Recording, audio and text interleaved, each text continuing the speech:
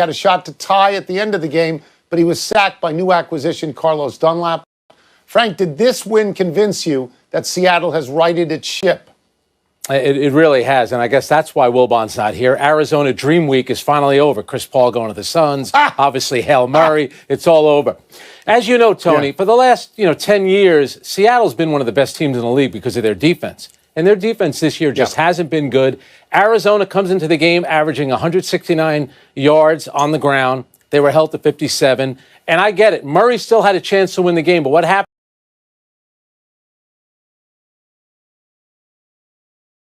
at the end of the game? They got a sack. The Cardinals are 1-8-1 over the last 2 years when you hold Murray under 30 rushing yards. That was the key. Seattle finally won because of their defense. So I'll give you that stat, and I'll go one better because I got the same stat package. They are 0-5-1 when you hold him under 20, and he got 15.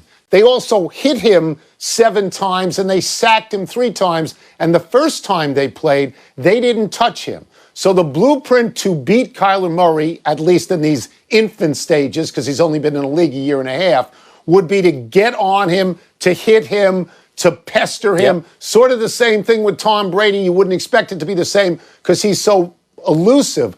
I think Seattle, I thought that was a total must-win for them. And I thought that Russell Wilson played very well. He was conservative, and he played well. More statistics, 23 of 28, only 197 yards passing, but 2 touchdowns and no interceptions. And he's now 9-1, Frank. He's 9-1 on Thursday night. And I just think they had to have that game, and Arizona did not.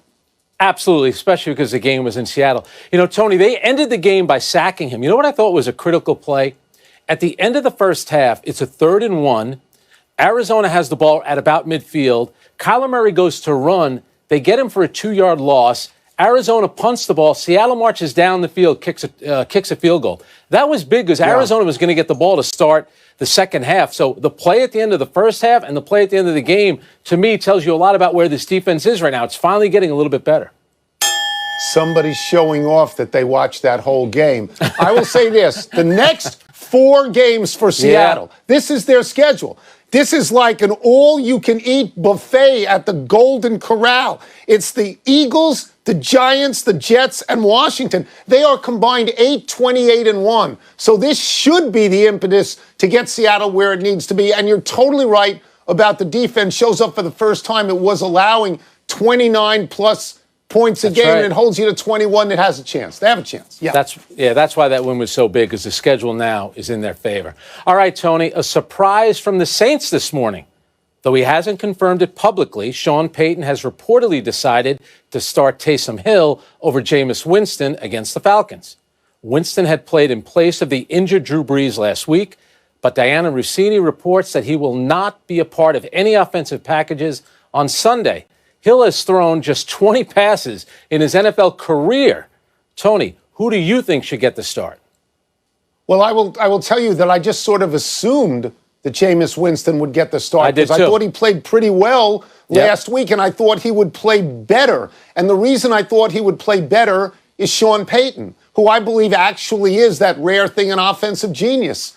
But if you're telling me that Sean Payton's going with the other guy, I'm not going to criticize that because I think Sean Payton is that good. And obviously he loves Taysom Hill. If I'm not mistaken, he signed him to a $21 million deal over 2 years, which is a tremendous amount of money for a guy who rarely plays. So, I mean, if they lose, I'm happy to be critical on Monday. But today on Friday, I'm not going to be critical because of my respect for Payton. Now, one of the strengths of their offense is they use Taysom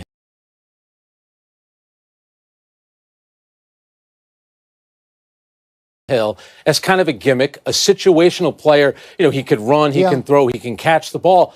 So now you're taking that away, though, by starting him. But I think the contract that you mentioned has a lot to do with it. Maybe they're thinking, if this is going to be our guy, let's see it now. Let's see what he can do over the next couple of weeks. Tony, he has thrown 20 passes in his career. Jameis Winston threw 10 last week, filling in. I mean, Jameis Winston had 30 interceptions last year. That's how much he's thrown the ball. I agree with you. I'm a little surprised. I thought they were going to go with Jameis Winston, but something tells me that money factors into it. So I look at Taysom Hill as a really good utility infielder. Yes, he fills in at every position in the infield, and you don't lose productivity. But I don't think of him as a starting quarterback yet in the league. What is interesting to me is how this played out relative to last year. When Breeze got hurt last year, they immediately put in Teddy Bridgewater, who went 5-0. And Hill was on that team. Okay, this year, if they put Hill in there, I don't know how you can look at that, Frank, as anything other than a lack of confidence in Jameis Winston. I don't know how you read it any differently. Yeah, that's what I was thinking. You know, we don't know what's going on in practice this week. So maybe Sean Payton is thinking, you know what, Taysom Hill, he's looked good for a while. This is the opportunity. That's the thing. And I also think, to your point, Sean Payton has a lot of confidence, and he's a great offensive coach. Maybe he's thinking, we've been waiting for this. We've been waiting for this moment for a while. This is going to be Taysom Hill's time. See, I think of Taysom Hill as a guy who runs it in or catches a pass and then runs it in, a pass from Drew Brees. I don't think of him quite in this way. I don't. Well, we'll see. We'll see. The big NBA news late yesterday wasn't the draft. That came and went without a ripple. The big news was that Gordon Hayward would opt out of a $34 million guarantee for this coming season with the Celtics. Hayward would leave Brad Stevens, who was his college coach, and leave Boston, where he seemed, to me anyway, to be a good fit. Frank, how big a loss is this for the Celtics, and where do you think Gordon Hayward will end up? It's going to be a big loss. Well, as you know, Tony, there's no chance that you walk away from $34 million unless you know that you have a deal out there. He must know that he can get 4 years, between 80 and 100 million over 4 years. The Atlanta Hawks are a team to look at. The New York Knicks are a team to look at. And he's from the state of Indiana, so the Pacers are a team that's also interested. What the Celtics want, they knew that Gordon Hayward wasn't in their plans anymore. He knew that as well. They're hoping to do some kind of sign and trade to bring a player back. Let's think about it. 2 years ago, Kyrie Irving left. Last year, it was Al Horford. I don't think that those player departures really hurt the team. But if Gordon Hayward were to leave and they don't get anything back, I'm not so sure they're going to make it back to the conference finals. See, you know a lot more about the NBA than I do, and I concede that point. I look at a guy who walks away from $34 million on a good team, and I figure, okay, he's got money coming back at him somewhere. But is he going to get on that good a team?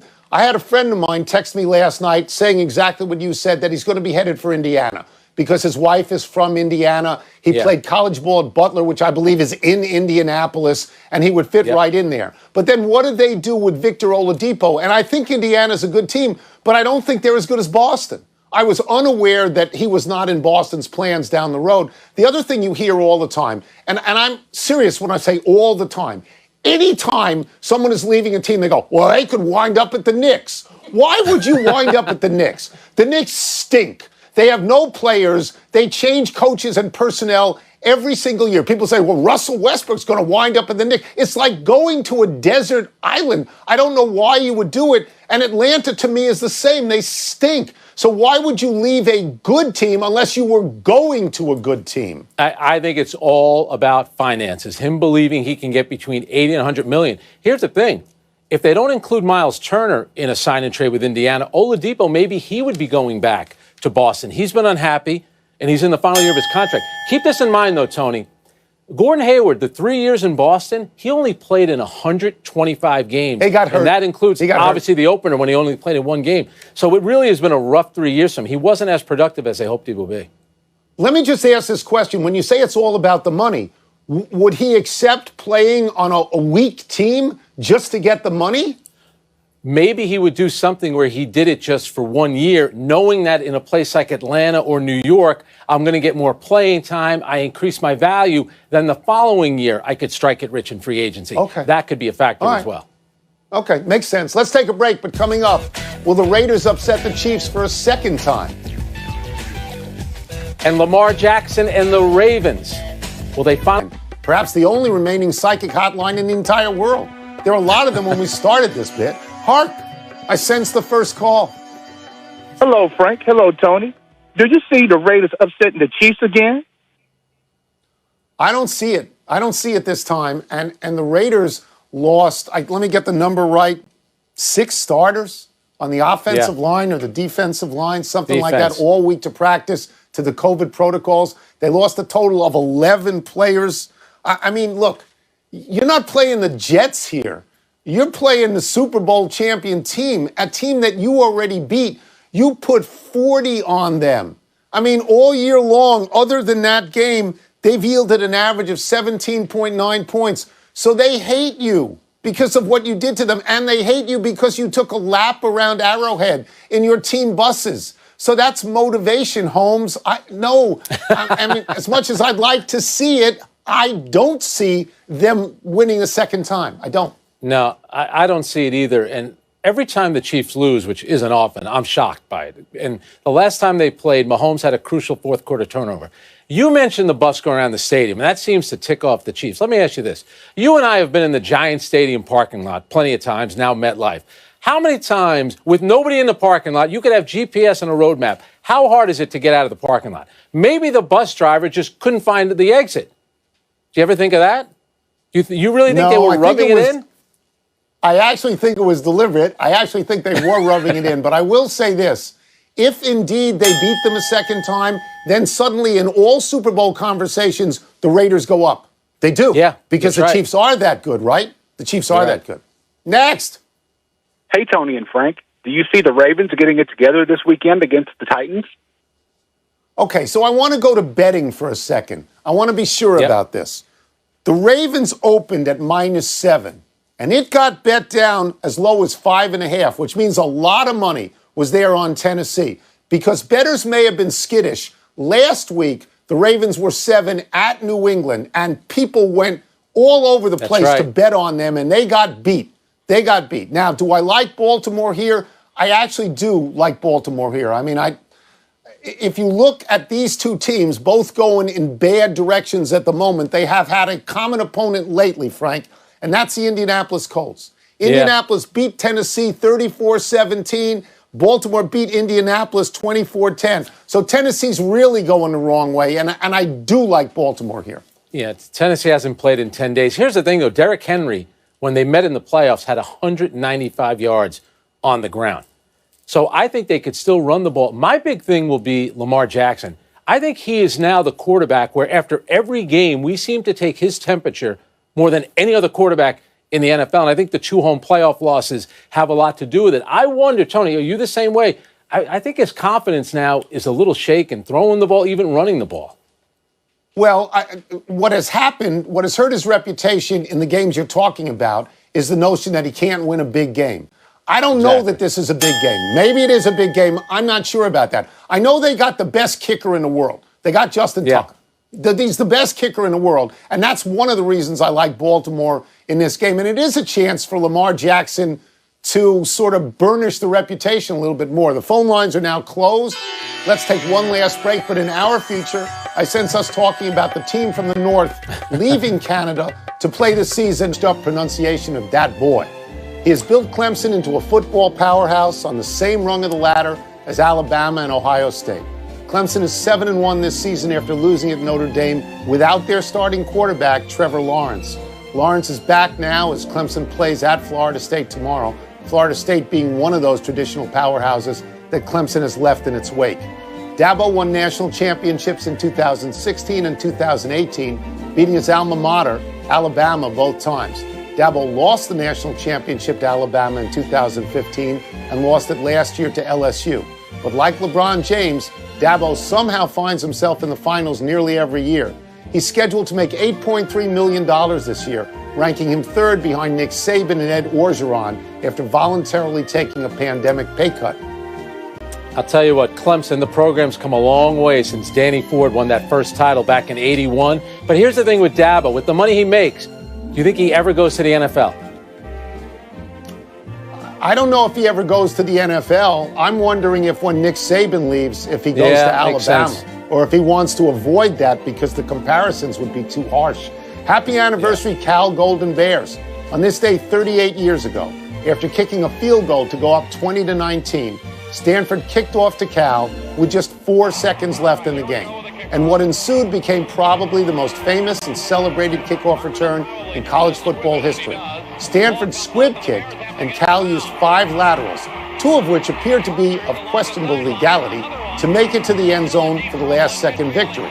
Of course, what made the play legendary was that the Stanford band was on the field, believing the game had ended earlier in return. It is so great to hear the announcer scream, "Oh, the band is out on the field!" Stanford was 5-5 on the season, in which they had beaten highly rated Ohio State and Washington. They needed this win to become bowl eligible. Representatives of the Hall of Fame Bowl were there to give Stanford an invite to play Vanderbilt had they won the game. And because they lost, that was John Elway's final college game at Stanford. By the way, Ron Rivera was on Cal on their defense. But, Tony, if they had replay back then, they probably would have called that back. Maybe somebody's knee touched the ground, maybe a forward lateral. Something tells me it wouldn't have stood. That's so interesting. I didn't even realize that both those guys were in that game. I did not. Yeah. Happy trails to the Tulane Green Wave in double overtime. Talk about a terrible way to lose a game. Tulane is up on 25th ranked Tulsa, 21-14, with 6 seconds to go last night. Tulsa is down to its third-string quarterback, Davis Brin, and they are 37 yards out. Brin goes for the Hail Mary and, shades of DeAndre Hopkins, he gets it. Game tied, go to overtime. In the first overtime, both teams kick field goals. So they go to a second overtime and lightning strikes. With Tulane on the Tulsa 3-yard line, Tulane passes.